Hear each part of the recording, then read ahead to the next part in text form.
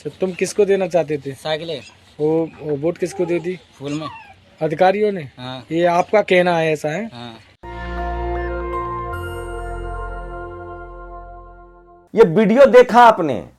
UP में पहले चुनाव के दौर से पहले ही स्कैम शुरू हो गया है। ये वीडियो फतेहाबाद का है।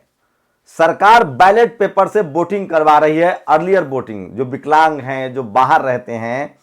और ये शख्स खुलेआम कह रहा है कि वोट देना मैं साइकिल को चाहता था, लेकिन अधिकारियों ने वोट दिलवा लिया मुझसे कमल के फूल पर।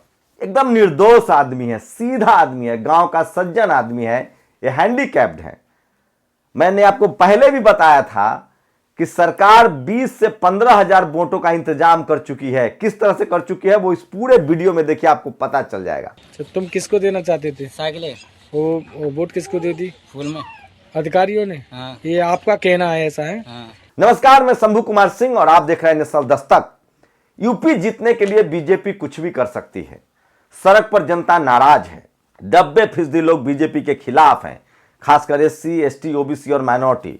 जाटलैंड पूरा दरक चुका है, लेकिन उसके बाद भी आएगी तो बीजेपी ही। क्यों आएगी वो जान लीजिए। दरअसल बीजेपी ने कई स्तरों पर काम किया है। सबसे पहले इस वीडियो को देख लीजिए, एक बार फिर से सुनिए। यह विकलांग शख्स है फतेहाबाद का। तुम काय में जा रहे साइकिल में। और जिन्हें फूलों में कितने दई अपन इच्छा थे साइकिल में दे रहे तुम साइकिल में दे रहे जिनने फूलों में डरवाई दी। ये कार में जो लोग बैठे हुए हैं ये अधिकारी हैं। इस शख्स का आरोप है कि इन लोगों ने मेरा वोट मैं साइकिल पर देना चाहता था, लेकिन इन लोगों ने कमल के फूल पर डलवा दिया। सोचिए, विकलांगों को पहले वोटिंग करवाई जा रही है, पोस्टल बैलेट मंगवाए जा रहे हैं और इस तरह के आरोप लग रहे हैं। और ये फतेहाबाद का वीडियो, अखिलेश यादव ने भी इस वीडियो को शेयर किया है, ट्वीट किया है, चुनाव आयोग से मांग की है कि आप संज्ञान लीजिए। लेकिन कैसे बीजेपी हर बूथ पर 15 से 20 हजार वोटों का पहले इंतजाम कर चुकी है, परत दर परत मैं आपको बताऊंगा। लेकिन एक बार फिर से इस शख्स की आवाज सुन लीजिए। तुम काय में जा रहे साइकिल में। और जिन्हें फूलों में कितने दई अपन इच्छा थे साइकिल में दे रहे तुम साइकिल में दे रहे जिनने फूलों में डरवाई दी। तो सुना आपने, यह है वोट घोटाला का पहला चरण। जितने भी विकलांग है, जितने भी पोस्टल बैलेट है, उसको सबको फूल छाप से रंग दिया जाए। इसीलिए 22 एसडीएम, इसीलिए 20 से ज्यादा एसपी, डीएम, इसलिए सारे के सारे यूपी में सवर्ण अधिकारी नहीं लगाए गए हैं। इसीलिए चुनाव आयोग में अपने चहेते को नहीं बैठाया गया है। मैं बार बार कहता हूं, इस देश में चुनाव आयोग एक ही बार ईमानदार हुआ था, टीएन सेशन, जब लालू यादव को सत्ता से बेदखल करना था। लेकिन अब तो लगता है कि चुनाव आयोग गठबंधन में है, जैसे मीडिया गठबंधन में है बीजेपी के साथ, जैसे इनकम टैक्स गठबंधन में है, जैसे ईडी गठबंधन में है। वो ईडी वाले जो साहब थे वो सीधे लखनऊ गिरे। पत्नी उनकी बड़ी अधिकारी है और वो नहीं थी, एक जो बीजेपी की नेत्री थी स्वाति सिंह, उनका टिकट कटवा के और सीधे वहीं से टिकट ले लिया ईडी में रहते हुए। सोचिए ये अधिकारी ने कितना जुल्म ढाया होगा। तो इसीलिए जानबूझकर एसपी, डीएम, कलेक्टर, एसपी लगाया गया है। लेकिन अखिलेश यादव ने चुनाव आयोग से मांग की है कि चुनाव आयोग संज्ञान ले और इस पर कार्रवाई करे। तो ये वीडियो जो देख रहे हैं, इसमें जो अधिकारी बैठे हैं, सोचिए, अधिकारी को लगता है जैसे सांप सूंघ गया है। कोई बोलने के लिए तैयार नहीं है। पब्लिक ने घेर लिया है और पूछ रहा है कि ऐसा क्यों किया आपने। ये सुनिए। तुम काय में जा रहे साइकिल में। और जिन्हें फूलों में कितने दई अपन इच्छा थे साइकिल में दे रहे तुम साइकिल में दे रहे जिनने फूलों में डरवाई दी। तो सुना आपने, पब्लिक ने घेर रखा है। लेकिन ये शख्स जो है, एक बार फिर से कोई मोबाइल वाला पत्रकार इससे पूछता है कि बताइए भैया आपके साथ क्या हुआ है। ये शख्स फिर बताता है कि मैं विकलांग हूं और मैं साइकिल को वोट मारना चाहता था, अधिकारी ने फूल पर वोट मरवा दिया। एक बार फिर से सुनिए। अच्छा, तुम किसको देना चाहते थे? साइकिल है। वो वोट किसको दे दी? फूल में। अधिकारियों ने? हाँ ये आपका कहना है, ऐसा है? हाँ। तो देखा आपने। अब मैं आपको बताता हूं परत दर परत कैसे मैनेजमेंट कैसे हो रहा है, चुनाव आयोग की मिलीभगत कैसे है और 15 से 20 हजार पहले से वोट का इंतजाम कैसे बीजेपी ने कर लिया है। पहली तो कोशिश ये की गई है कि वोटर लिस्ट में उन लोगों का नाम काट दिया जाए जो बीजेपी का वोटर ऑलरेडी नहीं है। ये बड़े पैमाने पर हुआ और ये सरकार जिसकी होती है वो चाहे तो करवा सकता है। जानबूझकर मुसलमानों के, शेड्यूल कास्ट के, पिछड़े समाज के ऐसे लोगों के वोटर लिस्ट से नाम हटाए गए हैं। अब मान लीजिए हर विधानसभा में अगर 5,000 नाम भी हटा दिए तो क्या फर्क पड़ता है। अब दूसरा तरीका अपनाया गया है बैलेट वाला। सोचिए अगर एक विधानसभा में अगर 5 से 10,000 भी विकलांग हैं या 2,000 भी विकलांग हैं, 3,000 भी विकलांग हैं, बिहार में तो 2-2 हजार पर नतीजे आए थे। अगर 5,000 वोटों का इंतजाम कर लिया जाए तो सोचिए आंकड़ा 10 का पार हो जाता है। तो 10 से 15, इसीलिए शायद जो विपक्षी दलों के नेता है वो कह रहे हैं कि इतना वोट दीजिएगा कि 20,000 से ज्यादा की गिनती शुरू हो। और ये राकेश टिकैत ने भी इशारा किया था, उन्होंने कहा था कि हर विधानसभा में 20,000 वोटों की गिनती बीजेपी के खाते में पहले से है। ये मैं नहीं कह रहा, ये राकेश टिकैत ने कहा है।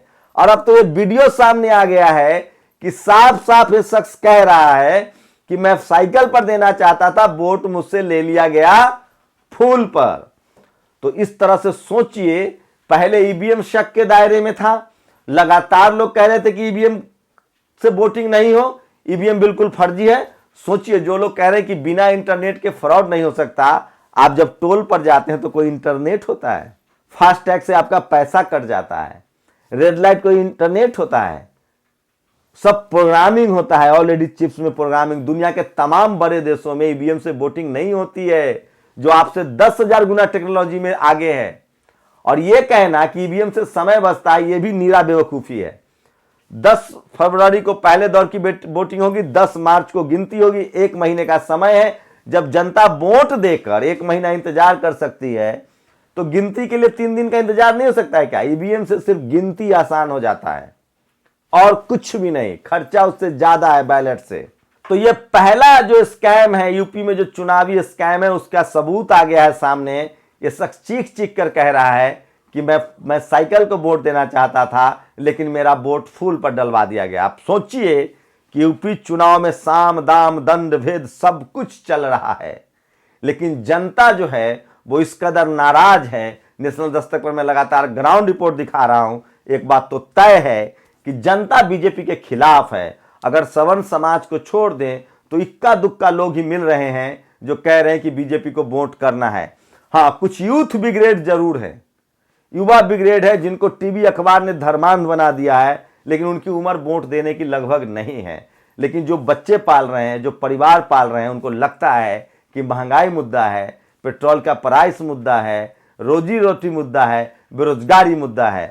तो यूपी में बीजेपी किसी कीमत पर बीजेपी खोना नहीं चाहती है। यूपी की 80 लोकसभा की सीटें हैं, जिसके हाथ में यूपी होता है उसकी दिल्ली में सत्ता पाने के चांसेस ज्यादा होते हैं। बीपी सिंह, चौधरी चरण सिंह, इंदिरा गांधी, नेहरू, राजीव गांधी, ये सब यूपी से आए हैं, प्रधानमंत्री बने हैं। तो 80 लोकसभा वाली सीटें हैं, 400 सीटें हैं विधानसभा की। सोचिए बीजेपी जिस तरह से कर रही है साम दाम दंड भेद, और इसी तरह से अगर 5 से 10,000 वोटों का इंतजाम कर लिया बीजेपी ने, तो फिर बीजेपी को मैं इसलिए बार बार कहता हूं कि आएगी तो बीजेपी ही। देखते हैं 10 मार्च को नतीजा क्या होता है। लेकिन इस वीडियो ने साबित कर दिया है कि एक बार फिर से सत्ता के दम पर, डबल इंजन की जो सरकार है और जो अधिकारियों की मिली भगत है, उसके दम पर बीजेपी वो तमाम हथकंडे अपनाएगी ताकि वो जीत का स्वाद चख सके। तो ये वीडियो है, इससे सनसनी फैल गया है। अखिलेश यादव ने सरेआम ट्वीट किया, ये देखिए। वृद्धों और दिव्यांगों से वोट डलवाने में धांधली के मामले में फतेहाबाद विधानसभा में पोलिंग पार्टी पर मतदाता की इच्छा के विरोध खुद ही मनमाना वोट डालने का गंभीर आरोप लगाया। चुनाव आयोग तत्काल कार्रवाई करे।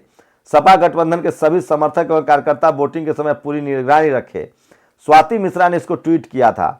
यूपी में एक विकलांग का आरोप, साइकिल पर वोट डालना चाहता था, अधिकारियों ने फूल पर डलवा दिया।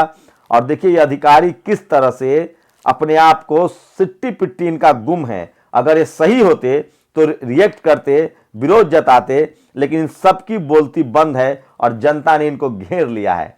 तो सोचिए कि अगर ये सही हुआ तो यूपी में क्या होगा, आप अंदाजा लगा सकते हैं। आपकी क्या प्रतिक्रिया, अपनी प्रतिक्रिया जरूर दीजिए। शुक्रिया। नेशनल दस्तक की आपसे गुजारिश है कि अगर इसको बचाना चाहते हैं तो नेशनल दस्तक को सब्सक्राइब करने के लिए रेड कलर के सब्सक्राइब बटन को दबाएं, फिर बेल आइकन की घंटी दबाएं। नेशनल दस्तक को बचाने के लिए बहुत जरूरी है कि हर खबर को शेयर करें, लाइक करें, कमेंट जरूर करें।